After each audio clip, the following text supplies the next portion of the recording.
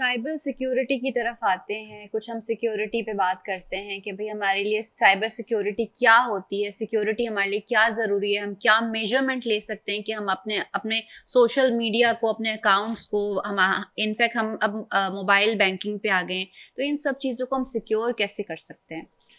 Cyber security, cyber is internet and security यानी to remain secure over the internet. जब आप internet अब life का एक ज़रूरी हिस्सा है, एक लाजमी जुज्व है ज़िंदगी का, तो आप उससे दूर तो नहीं जा सकते। और यकीनन अगर आप टेक्नोलॉजी को छोड़ेंगे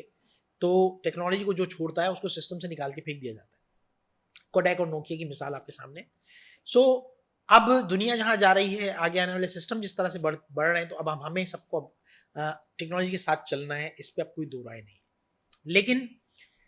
वहां पर हमें बहुत ज़्यादा विजिलेंट होना है।